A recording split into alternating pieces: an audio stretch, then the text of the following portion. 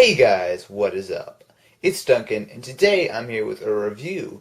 Something a little bit different from what I usually do, but this is a review of the original Game Boy. But this is a little bit different. This is a Play It Loud model. This is actually one of my favorite. I have a lot of older technology, but this is one of my favorites. It's not extremely rare, I wouldn't say, but they did not make very many of them, and you hardly ever see them. Of course, they made these for years and years and years, the original Game Boys, but I would say just almost all of them were, the standard sort of beige. And these Play It Loud models were, as you can see, transparent plastic, which really, just kind of made them look extremely cool. So I'm going to go ahead and give you guys a walkthrough to explain it to you guys and give you guys a little review about it and show it off. I'm pretty proud of it. I like it a lot. Anyway, let's get this one started. This is the latest technology, covering everything tech.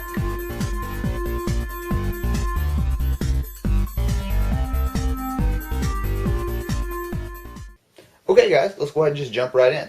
So if you're not familiar with the normal Game Boy, this is pretty similar to it. If you look here, it's got the standard A and B buttons, start, select, D-pad, very, very similar stuff if you've ever played the Game Boy, which I hope you have. This is actually a perfect example. It's got that, well, that was the major downfall, I will say, just right off the bat. The major downfall of these original Game Boys was this screen. They're terrible, terrible screens. I mean, I'll show you guys a demo of it in a minute, but I mean, that right there, that's what it looks like. I mean, just for comparison's sake, this is a Game Boy Pocket, which they played the same games, but basically this was just kind of like, the slim version. And let me go ahead and just tilt it. You can see that's the difference in the screens right there. They're both black and white, neither of them have color, but, well, actually, this one's black and white. This was green and black, I guess. But I'll go ahead and show, again, comparisons in a minute. But that's right off the bat, I just say, right, I just do not like that screen whatsoever. But, yeah. So I'm going to go ahead and give you guys a quick run through. You have your headphone jack. You have your volume right here, and you have, right here, if I take it off, there's a small little plastic piece right here, and as you can see, that is where you hook up the link cable. And of course, Game Boys, mostly in the Pokemon games, I know, but Game Boys could, link up. You could trade. You could, change high scores for different games. It was pretty cool. If we move over to the front, see, this is where you put the game in. And you see, there's a slot for the game, and there's also the power button, which had this little slot. Actually, let me go slide the game in and show you guys better. You see the slot right there. Camera wants to focus.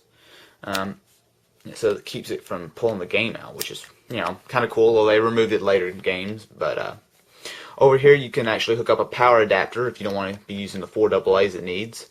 And there's the contrast, which again I will show you guys when I actually do turn on the thing and everything. On the back, let's see here. Oh no, you guys are going to steal my serial number. You see here, like I said, you have the game slot, which one thing I'll note, it's really cool. I love how it's clear. You can see everything.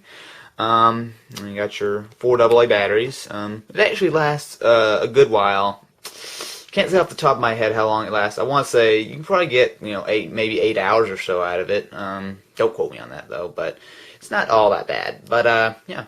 So let me really quickly here just kind of give you show you again, this is a Game Boy Pocket. Now, like I said, they played the exact same games, just the original Game Boy games, not Game Boy Color or anything. And they have, this came out about 5 or 6 years later. I mean, as you can see, it is quite a bit smaller, but it's got a larger screen. If we stack them on top of each other, you can see. I mean, I can barely even get the other Game Boy in the shot. They'll have mostly all the same ports and everything, and I'll be doing reviews of, I'm going to hopefully start doing start reviewing a whole line of Game Boys, but you can see here, I mean, the Game Boy Pocket, literally, this thing, if you've ever tried to put it in your pocket, it is not fun. It's just giant. I mean, here's another thing, it's an iPod Touch. I mean, it's just, it's just enormous, But that's okay. It was really cool back in the day, and you don't necessarily have to put everything in your pocket, do you? So let's go ahead and get this out of the way. So real quickly here, one of the main differences between the normal Game Boy and the Play It Loud models, well, there's actually two main differences. They both all, like I said, played the same games. Everything's the same except just a couple things. Did you see this little bezel right here that goes around the screen? This was a little bit darker in the Play It Loud models. You know, it's a small thing, but I just kind of mentioned that because these, the dark ones, literally, I think they're all glued down. But literally, guys, if you lose this, and Game Boys, you know, have a habit of that popping off and stuff. If you lose that, it will cost you an arm and a leg to find another one. Literally, they're extremely rare to find. I've known this from personal experience. So definitely, you know, it's almost worth. A lot of people buy. If they find a Play It Loud, they'll buy it just to take this to sell it. I mean, it's kind of ridiculous. But the second thing, I hope you noticed by now, is that it is transparent. This one I'm really proud of. It's in really good condition, so I'm going to get a little close up here. You can see not a whole lot of scratches. It's not the matte plastic that's on the normal Game Boy. It's but not exactly. You know, you can see there's lights kind of reflecting off of it. It's not bad. But it's really cool. I just love this because it shows you how much stuff is packed into this. You know, I mean, I'm not now. Don't quote me on this, guys. I don't know what's what, but I'm fairly sure that's the CPU. Maybe, I don't know. See here, there's the board hooks up to the speaker, and you can see the batteries. And of course, it uses 4 AA batteries. That shows you how big the battery thing is. Just that alone. Yeah, there's a few more things which you really can't see. Let's go ahead and just take the game out and see if you guys can see. Of course, my camera not wanting to focus with this clear plastic, but yeah, it's very, very cool. I really like it. To be honest with you guys, I don't like to play it. I mean, you know, I've got Game Boy Color, or I recently played some with the Game Boy Pocket just because it's got a much better screen and a larger screen as well. So these really aren't. I mean, you can, of course, they still work and everything, but they're really not that great for playing. The screen's just too awful. But while we're speaking of the screen, let's go ahead and just show you guys. So let me just pull the camera in a little bit. So just go ahead and turn it on. There we go. Okay. So while it's doing its thing, of course you can do the volume. I'm just gonna turn it down just a little bit for you guys. I should turn it all the way down actually. And on the left here is contrast. Okay. Contrast is a really important thing. I know several people who thought that they actually bought these Game Boys. It kind of sounds funny, but people who thought that they actually bought these Game Boys and that are not working. Well, guys, watch this. If you turn the contrast all the way up, that screen looks like it's totally dead. I know a lot of people who have bought these Game Boys go, "Oh no, the screen's dead," and like got rid of them or whatever. No, no, no, no. Always check the contrast. It kind of seems like a simple thing, but you'd be surprised. So the contrast is just a little dial. You pull it, and basically it goes from green, and you see the kind of comes in, and then you keep going, and it'll go all the way to black. Now, the reason that they did this was that some games can, be maybe a little lighter, a little darker, and you can kind of customize it. Kind of seems weird nowadays. You don't really see anything like this, but for back then, it's kind of necessary. Let's go ahead and get something about that, like that, I guess. So now I'm going to go ahead and show you guys a little bit of gameplay. This is, of course, a Pokemon Red version. Let's see here. Got a little save file here.